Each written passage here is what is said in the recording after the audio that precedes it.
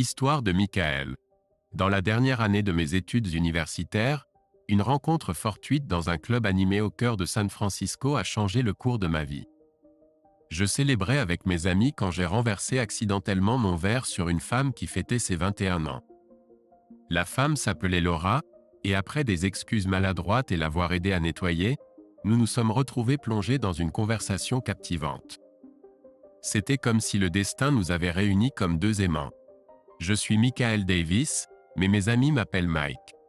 Après avoir obtenu un diplôme en administration des affaires, j'ai décroché un poste de consultant en management dans un cabinet prestigieux à Los Angeles. C'est là que Laura et moi avons décidé de poser nos valises et de fonder notre famille.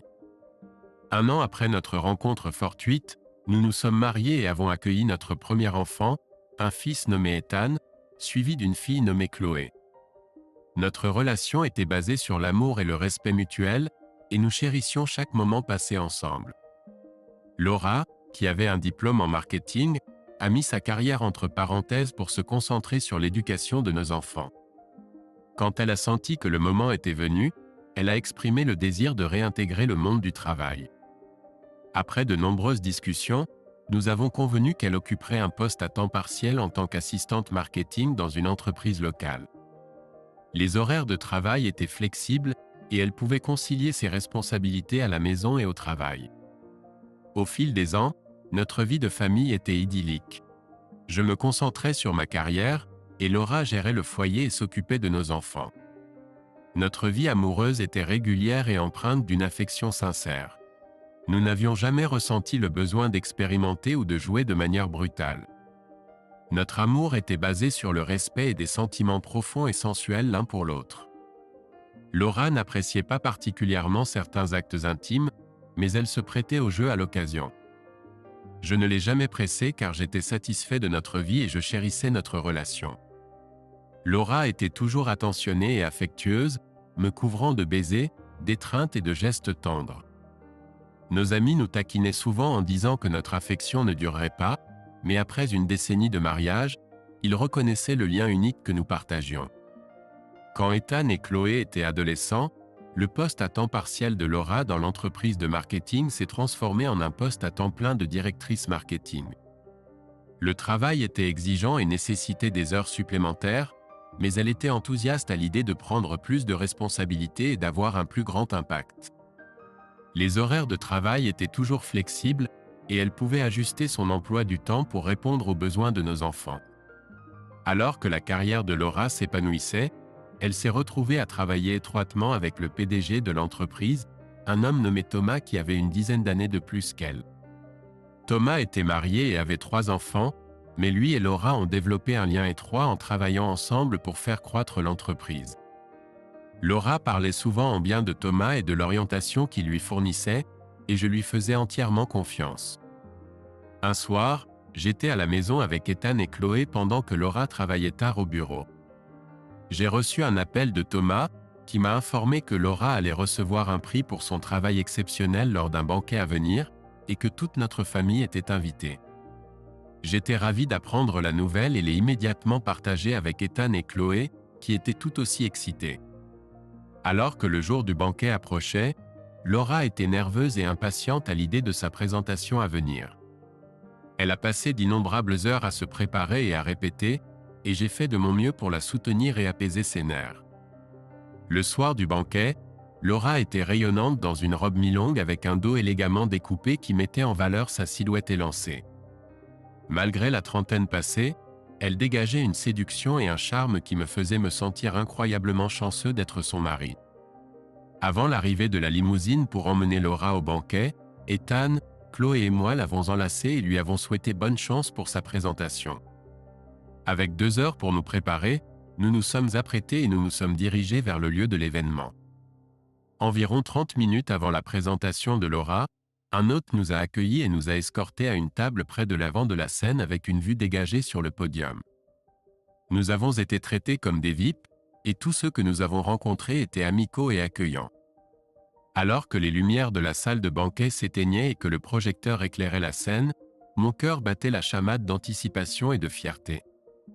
Le premier intervenant était le fondateur de la société, qui a donné un bref historique de l'entreprise et de sa mission. Ensuite, ce fut au tour du PDG, Thomas, de parler des succès récents de l'entreprise et des initiatives à venir. Il a ensuite présenté Laura, qui est montée sur scène avec assurance et confiance.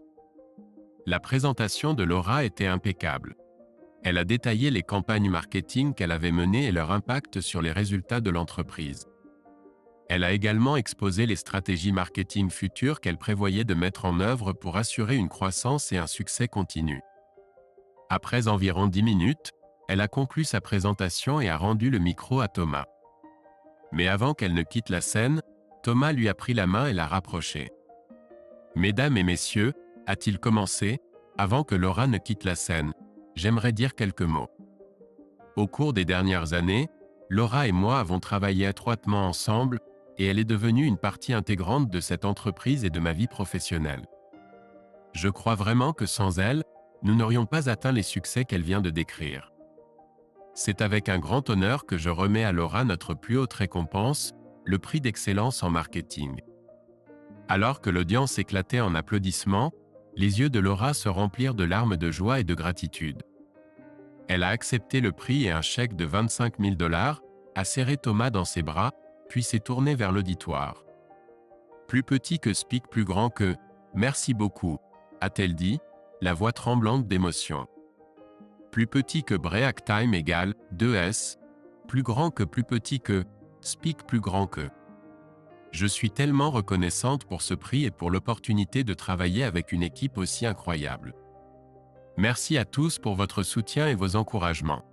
Ethan, Chloé et moi étions tous rayonnants de fierté et de bonheur en regardant le moment de triomphe de Laura. Mais lorsque les lumières de la salle de banquet se rallumèrent et que le public commença à se mêler et à profiter des rafraîchissements, je me sentis mal à l'aise. Je ne pouvais pas vraiment mettre le doigt dessus, mais quelque chose dans la façon dont Thomas avait regardé Laura et dont il s'était étreint sur scène m'avait laissé un sentiment de malaise. Alors que je me dirigeais vers le bar pour prendre des boissons pour Ethan, Chloé et moi, j'ai remarqué une agitation près de la scène. Curieux, je me suis approché pour enquêter, et ce que j'ai vu ensuite a brisé mon monde. Derrière les lourds rideaux qui bordaient l'arrière de la scène, j'ai aperçu deux silhouettes enlacées dans une étreinte passionnée. Au début, je ne pouvais pas distinguer qui ils étaient, mais en m'approchant, mon cœur s'est enfoncé. C'était Laura, toujours vêtue de sa robe mi-longue de la présentation, enlacée dans les bras de Thomas, le PDG. J'ai regardé incrédule alors que Thomas caressait le dos de Laura, ses mains parcourant son corps avec une familiarité qui suggérait que ce n'était pas la première fois qu'ils étaient intimes. Laura, de son côté, semblait se fondre dans son étreinte, ses bras enroulés étroitement autour de son cou alors qu'ils s'embrassaient avec une passion et une intensité que je n'avais pas vues chez elle depuis des années. Les verres m'ont échappé des mains et se sont brisés sur le sol, mais le bruit est passé inaperçu par les amants sur scène. Ils étaient perdus dans leur propre monde, inconscients du fait qu'ils avaient été surpris en flagrant délit par la seule personne en qui ils avaient une confiance absolue. Comme dans un état second, je suis retourné à notre table, l'esprit tourbillonnant de ce que je venais de voir. Ethan et Chloé m'ont regardé avec inquiétude, mais je n'ai pas pu me résoudre à parler. Comment pourrais-je leur dire que leur mère, la femme qu'ils idolâtraient, m'avait été infidèle de la manière la plus dévastatrice qui soit? Avant de rassembler mes pensées, Laura est apparue à notre table, le visage rougi et les cheveux légèrement ébouriffés. « Michael, mon chéri, je viens de réaliser que vous et les enfants étiez là pour la cérémonie de remise des prix. Merci d'être venu. Ce que tu as vu, ce n'était pas ce que ça semblait être. Parlons plus tard, d'accord ?» supplia-t-elle, ses yeux me suppliant de comprendre. Je ne pus que hocher la tête en silence, la gorge serrée par un mélange de colère, de douleur et de trahison. Alors que Laura rejoignait la célébration, acceptant les félicitations de nos amis et collègues, je restais assis dans un silence stupéfait, incapable de comprendre la réalité de ce qui venait de se passer. Le trajet du retour cette nuit-là fut d'un silence insoutenable. Ethan et Chloé ressentaient la tension dans l'air, mais ils étaient trop effrayés pour demander ce qui s'était passé. Laura, de son côté, resta silencieuse, peut-être sentant que toute tentative de conversation serait vaine. Une fois rentré chez nous, je me suis retiré dans la chambre d'amis, incapable de supporter l'idée de partager un lit avec Laura après ce que j'avais vu. Alors que je restais éveillé, fixant le plafond, l'image de Laura et Thomas enlacés dans leur étreinte passionnée se répétait sans cesse dans mon esprit, me narguant avec la réalité de l'infidélité de ma femme. Le lendemain matin, je me suis réveillé au son de la voix de Laura à l'extérieur de la chambre d'amis. « Michael, ça va, mon cœur. Je sais ce que ça semblait être, et je suis désolé. Je ne sais pas quoi dire, mais ce n'était pas ce que ça paraissait. S'il te plaît, parle-moi. » Je suis resté silencieux, incapable de trouver les mots pour exprimer la profondeur de ma douleur et de ma trahison. Laura a continué à plaider avec moi, sa voix devenant de plus en plus désespérée à chaque minute qui passait, mais je ne pouvais pas me résoudre à répondre. Enfin, après ce qui semblait être une éternité, je suis sorti de la chambre d'amis, les yeux rouges et gonflés d'une nuit de sommeil agité et de larmes. Laura m'attendait dans le salon, les yeux gonflés et le visage strié de mascara. « Depuis combien de temps ?» ai-je demandé, ma voix à peine audible. Laura a hésité, son regard tombant au sol. « Quelques années » a-t-elle admis, sa voix tremblante. J'ai eu l'impression que le souffle avait été coupé. Quelques années ?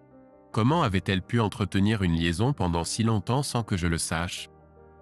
Donc, tu me dis que ces dernières années, les soirs où tu travaillais tard étaient les seuls moments où tu étais avec Thomas ? Ai-je demandé, ma voix empreinte d'incrédulité et de colère. Laura a hoché la tête, des larmes coulant sur ses joues. Oui, on ne l'a jamais fait ailleurs, et j'ai tellement à t'expliquer quand tu seras prêt à écouter. Donc, tu admets que tu as eu une liaison avec ton patron pendant des années ? Tu n'as pas besoin d'être mathématicien pour comprendre la fréquence. Plus de 500 fois, je suppose que tu ne t'es pas arrêté à une seule fois à chaque fois. Laura a tressailli à mes paroles, ses sanglots devenant plus forts. Michael, ce n'est pas comme ça. Vraiment ? Ai-je répliqué, la coupant. Tu m'as trahi plus de 500 fois. Crois-tu qu'un homme pourrait supporter ça ? Alors que Laura fondait en larmes, je me suis retourné et je suis parti, incapable de supporter plus longtemps sa vue. La femme que j'avais aimée et en qui j'avais eu confiance de tout mon être avait brisé mon cœur en 1 million de morceaux, et je n'étais pas sûr de pouvoir le reconstituer un jour. Dans les jours et les semaines qui ont suivi, la tension dans notre maison était palpable. Laura a essayé de m'engager dans la conversation, d'expliquer ses actes et de demander mon pardon, mais je suis resté inflexible dans mon silence. Je me suis plongé dans mon travail, rentrant tard le soir et passant les week-ends loin de la maison, incapable de supporter la vue de la femme qui m'avait si profondément trahi. Ethan et Chloé ont senti la tension dans notre relation, et ils marchaient sur des œufs autour de nous, craignant de déclencher une autre dispute ou un autre éclat. La maison autrefois heureuse que nous avions construite ensemble était désormais un champ de bataille, rempli de ressentiment, de colère et d'un profond sentiment de trahison. Un soir, après une journée particulièrement longue au travail, je suis rentré chez moi pour trouver Laura qui m'attendait dans le salon. Ses yeux étaient rouges et gonflés, et elle semblait avoir pleuré pendant des heures. « Johnny » commença-t-elle, utilisant le surnom qu'elle m'avait donné lorsque nous nous sommes rencontrés pour la première fois. J'ai réfléchi. « Je veux te parler et comprendre tes pensées. Je sais que les choses ne vont pas bien entre nous, mais je t'aime et je veux arranger les choses, même si c'est un pas à la fois. Je pensais à démissionner de mon travail. Nous n'avons pas vraiment besoin de ce revenu supplémentaire, et je pourrais passer plus de temps à la maison avec toi. » Malgré mes efforts pour contrôler ma colère, l'entendre parler si gentiment et essayer de renouer a fait naître en moi une fureur que je ne pouvais plus contenir. « Écoute, Sarah, crachai-je, utilisant son nom comme une malédiction, je me fiche éperdument de ce que tu fais. Travaille, ne travaille pas. Couche avec ton patron. Trouve quelqu'un d'autre pour tout ce que je sais. C'est ta vie. Fais ce que tu veux. Et ne m'appelle pas bébé, chérie ou quoi que ce soit d'autre. Juste Johnny. » Laura tressaillit devant le venin de mes paroles, ses larmes coulant à nouveau librement. « Plus j'y pense, plus je suis convaincu que tu devrais garder ton travail et tes rendez-vous avec Thomas 2 fois par semaine, car je ne serai plus jamais avec toi, continuai-je, ma voix dégoulinant de mépris. Sur ces mots, je me retournai et m'éloignai, laissant Laura à ses larmes et à ses regrets. Histoire de Laura. La nuit du banquet de l'entreprise aurait dû être l'un des moments les plus fiers de ma vie. Après des années de travail acharné et de dévouement, j'étais honoré du prix d'excellence en marketing et d'une généreuse prime de 25 000 $. Alors que je me tenais sur cette scène, me délectant des chaleureux applaudissements de mes collègues et pairs, je n'aurais dû ressentir que de la joie et de l'accomplissement. Au lieu de cela, mon cœur était lourd de culpabilité et de honte. Vous voyez, ces dernières années, j'avais entretenu une liaison torride avec Thomas, le PDG de l'entreprise. Ce qui avait commencé comme une flirtation innocente et une rencontre d'esprits similaires avait rapidement dégénéré en quelque chose de beaucoup plus dangereux et interdit. Thomas était un homme marié, mais il y avait une chimie indéniable entre nous que ni l'un ni l'autre ne pouvait résister. Alors que je prononçais mon discours de remerciement, mes yeux balayaient la foule, cherchant les visages familiers de mon mari, Michael, et de nos enfants, Ethan et Chloé. Ils étaient là, rayonnant de fierté, totalement inconscients de la trahison qui se déroulait juste sous leur nez. Après la cérémonie, alors que les invités se mêlaient et profitaient des rafraîchissements, je me suis retrouvé attiré par Thomas comme un papillon de nuit vers une flamme. Nous nous sommes éclipsés, nous cachant derrière les lourds rideaux qui bordaient l'arrière de la scène, et nous sommes tombés dans les bras l'un de l'autre avec une fin devenue trop familière. À ce moment-là, alors que les mains de Thomas parcouraient mon corps et que nos lèvres se rencontraient dans un baiser passionné, j'ai ressenti une brève sensation de culpabilité. C'était mal, je le savais au fond de moi, mais le frisson de l'interdit était trop enivrant pour résister. Peu savais-je que notre aventure avait été observée par la seule personne que j'avais juré d'aimer et de chérir jusqu'à ce que la mort nous sépare. Alors que je retrouvais ma famille, rouge et décoiffée, je pouvais sentir la tension dans l'air. Les yeux de Michael étaient emplis d'un mélange de douleur et de trahison, et je savais à ce moment-là qu'il nous avait vus ensemble. Le trajet du retour ce soir-là fut douloureusement silencieux, le poids de mon infidélité planant au-dessus de nous comme un épais brouillard. Je voulais m'expliquer, implorer son pardon, mais les mots restaient coincés dans ma gorge et je restais silencieux. Dans les jours et les semaines qui ont suivi, Michael s'est replié sur lui-même, se plongeant dans son travail et m'évitant à tout prix. J'ai essayé de lui parler, d'expliquer les circonstances qui m'avaient mené sur cette voie, mais il refusait d'écouter.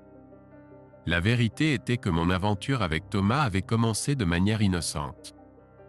Nous avions travaillé étroitement ensemble sur une importante campagne marketing, et les longues heures et la passion partagée pour notre travail avaient forgé une profonde connexion entre nous. Au début, c'était juste une flirtation innocente, un moyen inoffensif de décompresser et de soulager le stress de nos emplois exigeants. Mais ensuite, une nuit après une journée particulièrement éprouvante, Thomas m'avait invité dans son bureau pour boire un verre. Une chose en avait entraîné une autre, et avant que je m'en rende compte, nous étions enlacés, nos vêtements éparpillés sur le sol. Je savais que c'était mal, mais le frisson de l'interdit était enivrant, et je me surprenais à désirer le toucher de Thomas comme une drogue. Nous étions devenus experts pour cacher notre liaison, volant des moments ensemble chaque fois que nous le pouvions, que ce soit dans son bureau après les heures de travail ou dans une chambre de motel miteuse en périphérie de la ville. Alors que les mois se transformaient en années, la culpabilité a commencé à me ronger. J'aimais Michael de tout mon cœur, et la pensée de le perdre, lui et notre famille, était insupportable. Mais je ne semblais pas pouvoir me libérer de l'emprise que Thomas avait sur moi. Et puis, cette nuit fatidique au banquet, tout s'est effondré autour de moi. Michael nous avait vus ensemble, et le regard de trahison dans ses yeux était comme un couteau dans mon cœur. Dans les semaines et les mois qui ont suivi, notre foyer autrefois heureux est devenu un champ de bataille. Michael s'est retiré de plus en plus en lui-même, et nos enfants pouvaient sentir la tension dans l'air. J'ai essayé de m'expliquer, de demander son pardon, mais le mal était fait.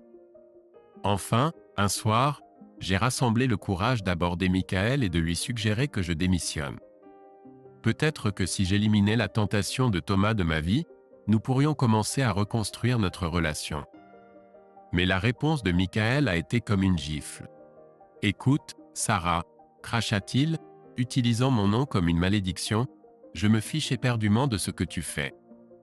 Travaille, ne travaille pas. Couche avec ton patron. Trouve quelqu'un d'autre pour tout ce que je sais. C'est ta vie. Fais comme bon te semble. Et ne m'appelle pas bébé, chérie ou quoi que ce soit d'autre. » Ces paroles m'ont profondément blessé.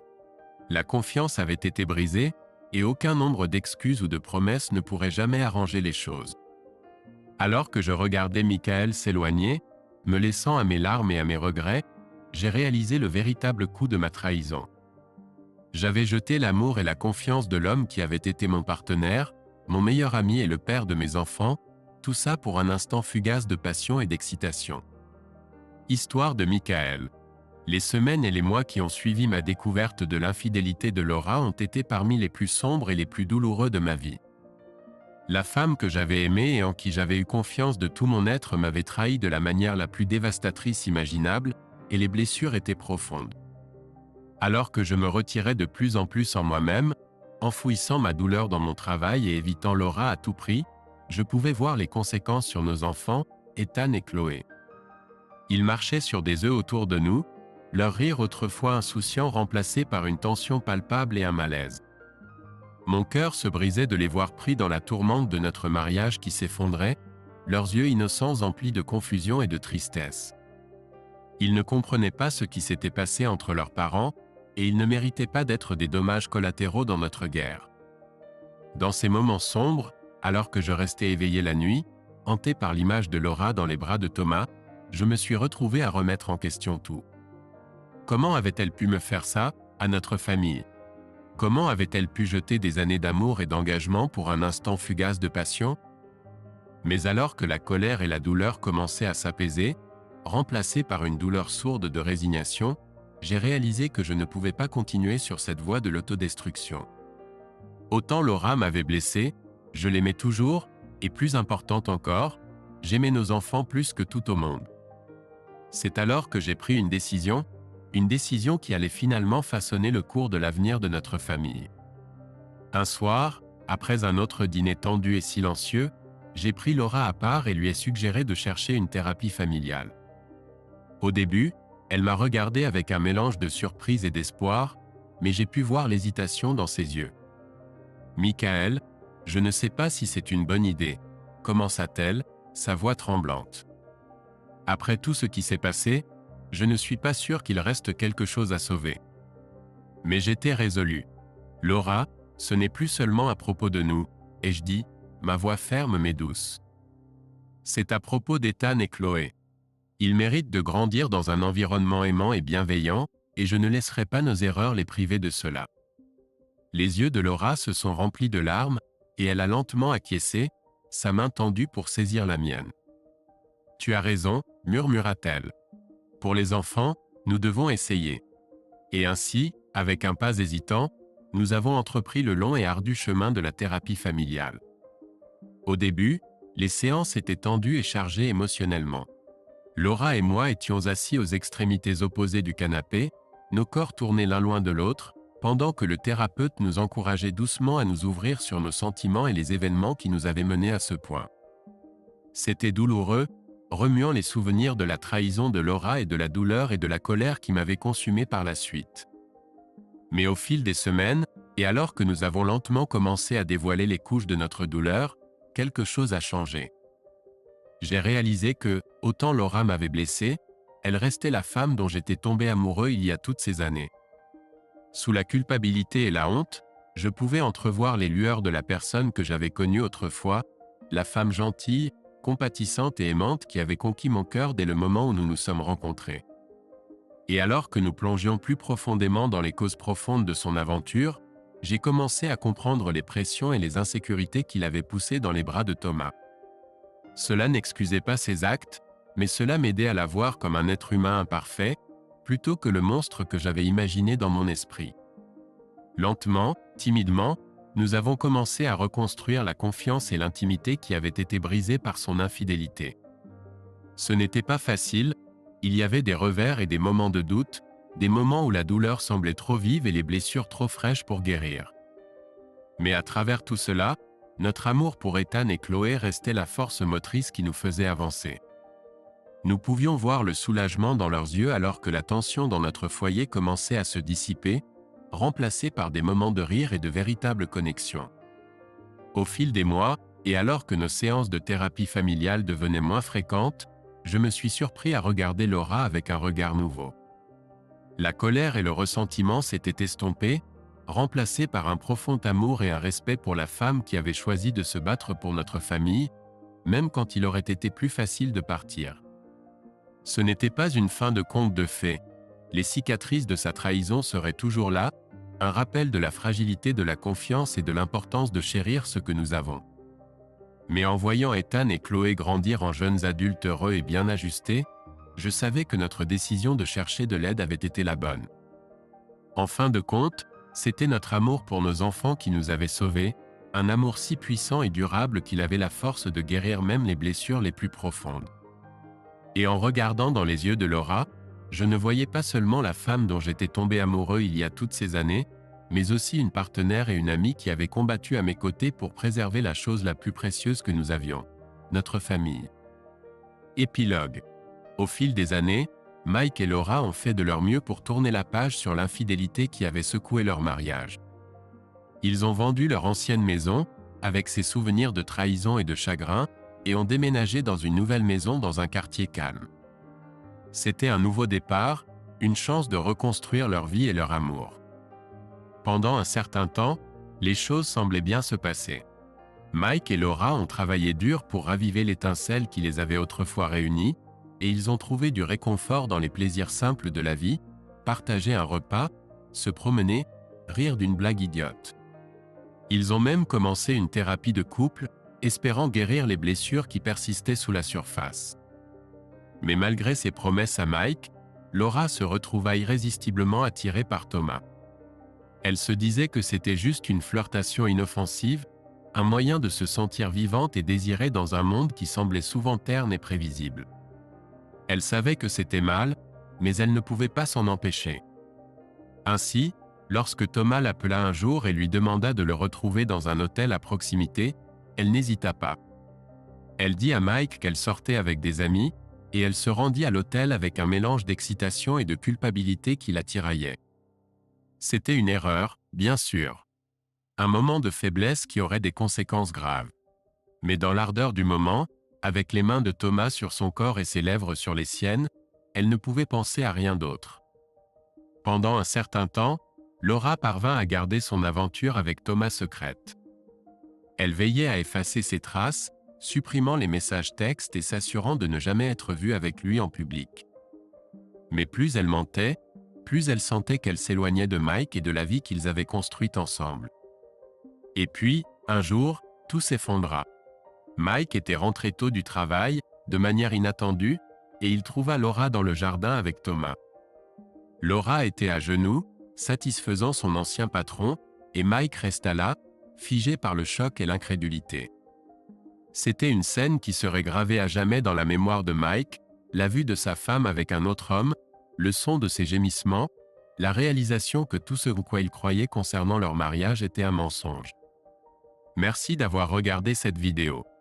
Si vous aimez les histoires sur notre chaîne, merci de nous soutenir en appuyant sur le bouton « J'aime ». Merci. À la prochaine histoire.